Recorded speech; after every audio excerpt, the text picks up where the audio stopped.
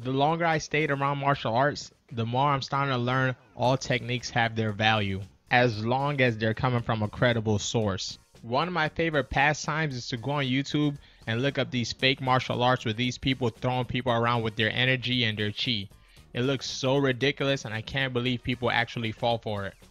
Me and my boy Dean used to always do this every day at the gym, and one day our striking coach showed us, hey, don't underestimate all those techniques. Some of it is legit. You'll be surprised. Of course, we would always make fun of him and troll him. And then one day he was like, okay, let me show you this one technique where I attack you with a newspaper. Of course, we laughed him off, but he attacked my friend Dean with a roll-up magazine and it was barely effective. It caused like a little nick. He was super proud of this and we just laughed it off, man. We was like, if that's what you're trying to use to convince us, you could get out of here with all that. So that basically deaded the conversation right there. It wasn't until much later when I finally saw a crazy, insane technique work in person that I started becoming a believer. Now, let me lay out the background for you. Everybody who trains at any gym, you've all had this one guy come in that tells you they're the greatest fighter ever because they're the best street fighter they know and they've never lost a fight out there on the streets. Now, if you remember my turning milk into cheese story, you remember my boy Al. At this point, he was teaching an introductory mixed martial arts class, and he had one of these guys show up in his class. The guy looked just as brand new to the routine as everybody else. His technique wasn't impressive or anything like that, but he claimed to be the best fighter ever, and one day he called out Al in front of his whole class. Now, of course, Al's a super friendly, super nice guy, so he was just able to laugh it off and just let it roll off his shoulder. But this guy kept on calling him out to the point where it became a distraction in his class. And Al still didn't want to do anything to the guy, but we had to convince him that, hey, sooner or later you're going to have to stand up for your reputation. So we invited the guy to come to sparring. The guy showed up to sparring looking completely crazy. He had like some mismatched gear. Some fit, some didn't. And when he started moving, he looked as crazy as his gear looked.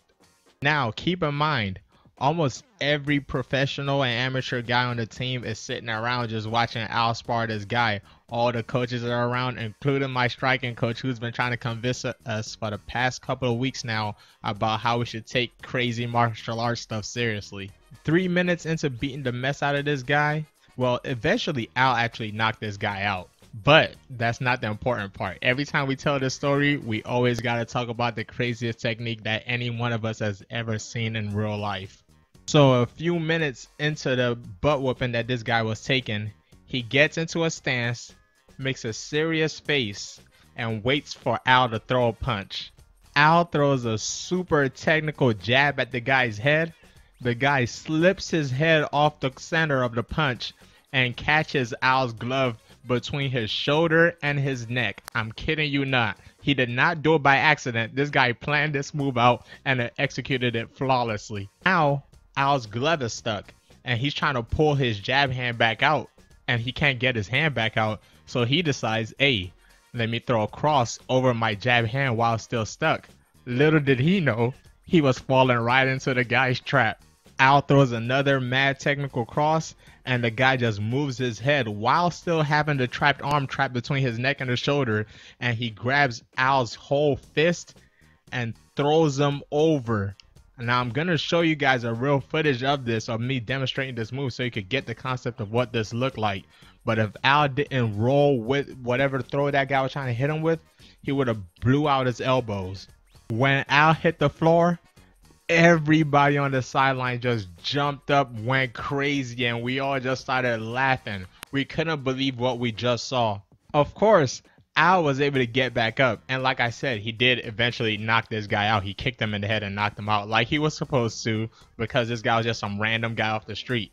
But my striking coach had a field day laughing at us. He's like, I told you, y'all better watch out for that crazy mess. I told y'all. And ever since I saw that move that day, I don't look past any crazy techniques I see on YouTube or any crazy guy off the street that tells you they know something. I guess the moral of the story is you should always respect crazy, because if they hit you with that crazy mess, you're gonna feel it.